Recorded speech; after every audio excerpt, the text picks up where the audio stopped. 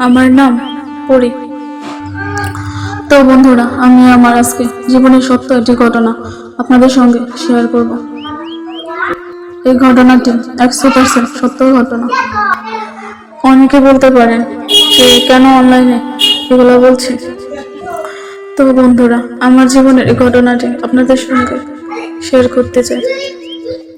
এতে আশা করি আপনাদেরও ভালো লাগবে এবং আপনাদেরকে শেয়ার করলেও আমার মনটা অনেক হালকা লাগবে বা আপনারাও অনেক কিছু শিখতে পারবেন। তো বন্ধুরা, আমার বাড়িটি পড়েছে কুমিল্লা জেলায়। কুমিল্লার একটি গ্রামে আমার বাড়ি এবং গ্রামে আমার বেড়ে ওঠা। আমরা তেমন বড় লোক না, গরিব ঘরে আমাদের জন্ম। আমরা 2 ভাই 2 বোন, আমি সবার বড়। কুমিল্লা ক্যান্টনমেন্ট কলেজে আমি লেখাপড়া করেছি।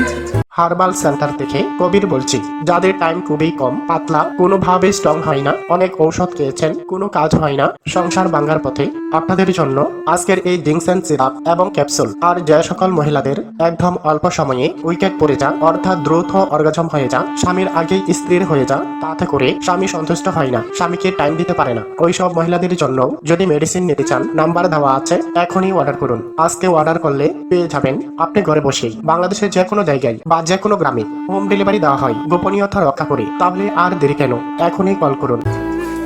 এরপর আপনারা বলতে পারেন যে আপনি গরিব, কিন্তু কুমিল্লা ক্যান্টনমেন্ট কলেজে কিভাবে পড়াশোনা করেছেন। এটি ছিল আমার জীবনের একটি স্বপ্ন। ছোট থেকে আমার স্বপ্ন ছিল কুমিল্লা ক্যান্টনমেন্টে পড়াশোনা করব এবং আমি সেভাবে পড়ালেখা করেছি। প্রাইমারিতে বৃত্তি পেয়েছি, জিএসসিতে বৃত্তি পেয়েছি, এসএসসিতে A+ পেয়েছি। তাই আমি কুমিল্লা ক্যান্টনমেন্ট কলেজে চান্স পেয়েছি। এখানে লেখাপড়া করতে আমার তেমন কোনো টাকা লাগে না। এই কারণে হয়তো আমি কুমিল্লা ক্যান্টনমেন্টে লেখাপড়া করতে পেরেছিলাম। তো আমি যখন লেখাপড়া শেষ করি, চাকরির জন্য বিভিন্ন জায়গায় দৌড়াদৌড়ি করি, কিন্তু আমার চাকরিটা হচ্ছিল না। কেনই বা হচ্ছিল না তাও বলতে পারবো না। অনেক চেষ্টা করার পরেও আমার চাকরিটা হয়নি। অবশেষে বাধ্য হয়ে একটি বেসরকারি এনজিওতে চাকরি নিই। তখন সেখানে আমি চাকরি করি, বেতনও ভালো, প্রতি মাসে 8,000 টাকা করে পাই। তো এখন আমি যখন ভালো চাকরি পেয়েছি, মা বাবারও চিন্তা বাড়লো যে তো বিভিন্ন জায়গা থেকে পাত্র আসে আমাকে দেখার জন্য, দেখে কিন্তু তারপরও পছন্দ হয় না। তো হঠাৎ একদিন পাশের গ্রাম থেকে একটা পাত্র এলো। তো দেখা দেখি হলো, সবারই পছন্দ হলো, তাদেরও পছন্দ হলো, আমাদেরও পছন্দ হলো। তারপর ওই ছেলের সাথে আমাকে বিয়ে দিল। ছেলেটা দেখতে শুনতে খুবই হ্যান্ডসাম। ছেলেটিকে দেখে আমার খুব পছন্দ হলো। তারপর আমাদের বিয়ে হলো।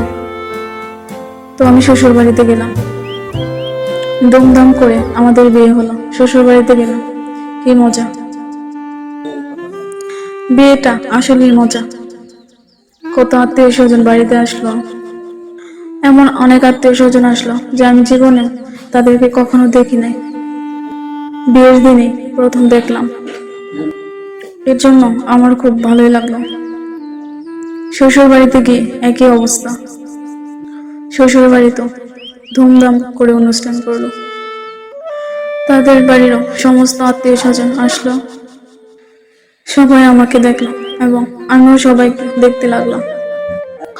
আমিও অনেক সুন্দরী, সবাই দেখে বলে মাশাআল্লাহ, বউটা খুবই সুন্দর। সবাই আমাকে দেখে খুবই খুশি হয়। যাই হোক, ধুমধাম করে দিন কেটে যায়। এখন রাতের ঘটনা। বাসর করে যখন আমাকে ঢুকায়, বাসর ঘর দেখে আমার খুব ভালো লাগলো।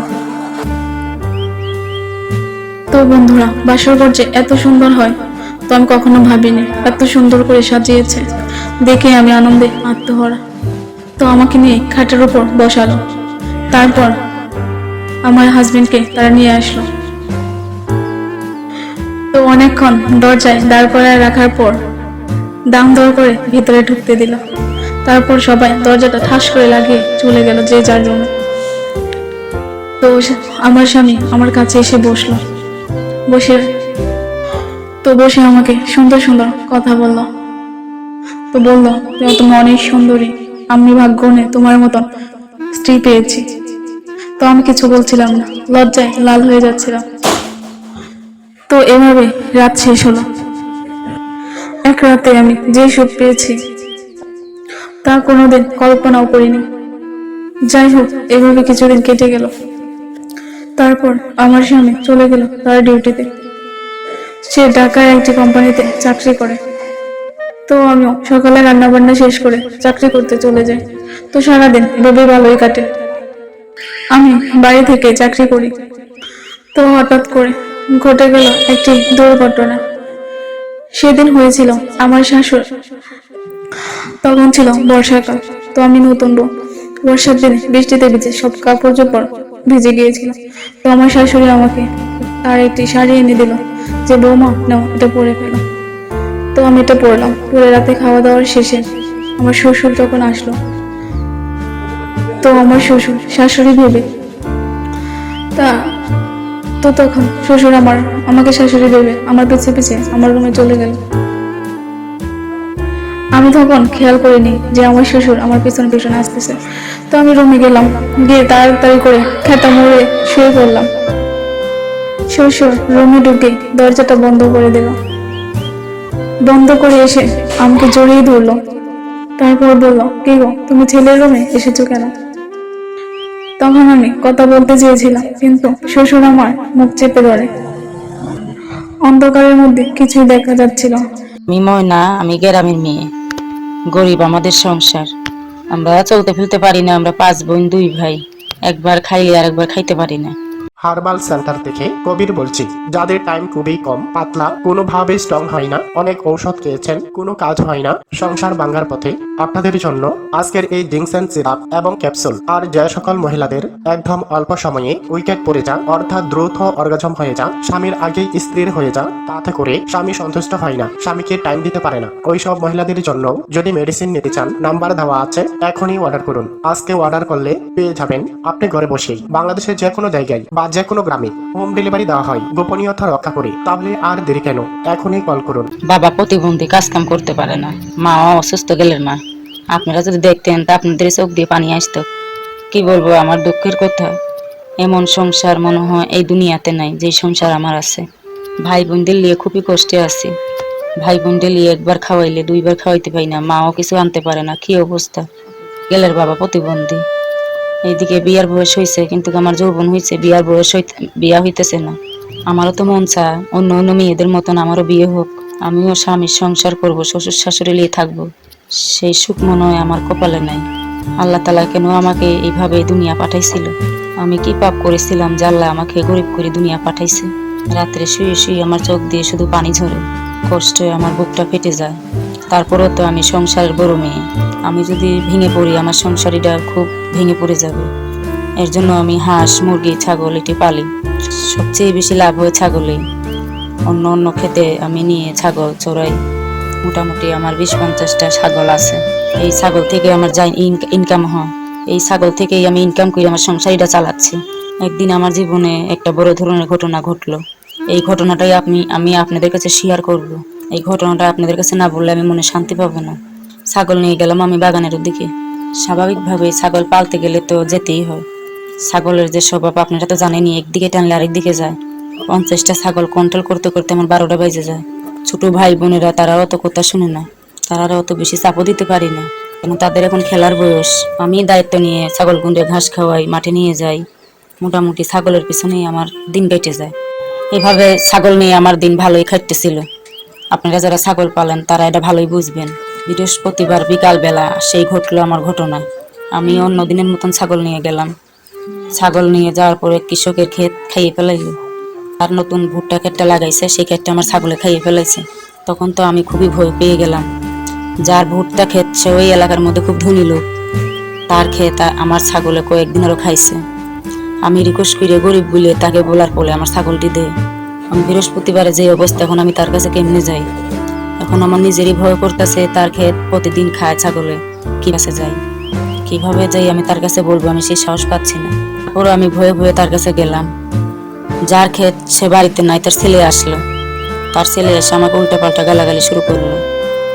কয়ে, "এই তুই কি করিস? তোর ছাগল আমার ক্ষেত প্রতিদিন খায় কেন? আমার তোর জায়গা জমিন নাই, তোর ছাগল পালন লাগে কেন?" বললো যে, "আয় তোর দেখাই ছাগলে কতটুকু ক্ষেত খেয়ে ফেলাইছে।" এই বলে সে আমাকে তার ক্ষেতের পাশে নিয়ে গেল। ক্ষেতের পাশে নিয়ে যে আমাকে দেখালো, দেখ তোর ছাগল আমার পুরা ক্ষেত খেয়ে নিছে, এখন তুই কি করবে? আমাকে এটা বললো। আমাকে বললো যে জরিমানা দিতে হবে, আর নাহলে কি করবা সেটা আমাকে বলো, আজকে তোমাকে আর ছাড়ছি না, এটা আমাকে বললো। আমি একটা যুবতী মেয়ে, এই অবস্থা এখন আমার কি হয় আপনারা তো বুঝেনি। ছেলেটাও যুবক, পুরা যৌবন বয়স ছেলেটার। এখন আমি ভয়ে থরথর করে কাঁপতেছি। তার যে আমি টাকা দিয়ে 2 টাকা দিয়ে ই করব, সেই সমতুল্য আমার নাই। এখন আমার ছাগলগুলো যদি উনি না দেয়, তাতে আমি সব শেষ হয়ে যাবে, গরিব মানুষ, আমাদের না খেয়ে মরতে হবে। এখন যদি ছাগল না দেয়, তো আমি বাড়িতে যেয়ে উঠতে পারবো না। আব্বা আম্মাকে অনেকভাবে গালাগালি করবে। তাই বলে আমি তো এখন খুব সমস্যার মধ্যে পড়ে গেছি। এখন যে আমি কি করব আমার মাথায় ধরতেছে না। ছেলেটার যে অবস্থা, আমাকে মনে আজকে কিছু করেই ছাড়বো। সে আমাকে টানতে টানতে তার ভুট্টা ক্ষেতের পাশে নিয়ে গেল। ভুট্টা ক্ষেতের পাশে নিয়ে এসে আমাকে বসালো। আমার স্বামী 20 বছরে যা পারেনি, কিন্তু আমার বাসার চাকর এক রাতে তা তার থেকে বেশি বেড়েছে। এই কারণে আমি ওনাকে নিয়ে সংসার করছি। তো আমি আমার জীবনের কাহিনীটি বলতে আপনাদের সামনে এসেছি। এই কাহিনীটি না বলে আমার মনে শান্তি পাচ্ছি না। আমার নাম প্রিয়া, আমার বাসা ধানমন্ডিতে। আমাদের বাসাটা 3 প্লেস, মোটামুটি 10% জায়গা নিয়ে আমার বাসাটা। মোট 8টা রুম নিয়ে আমাদের 3 প্লেস বাসাটা। নিচতলায় রয়েছে 2টি রুম, দোতলায় 4টি রুম এবং 3 তলায় রয়েছে 2টি রুম। তো প্রতি তলাতে আমাদের এক্সট্রা একটা রুম রয়েছে সিকিউরিটি গার্ডের জন্য। তো আমাদের গার্মেন্টস ইন্ডাস্ট্রিজ আছে 2টা।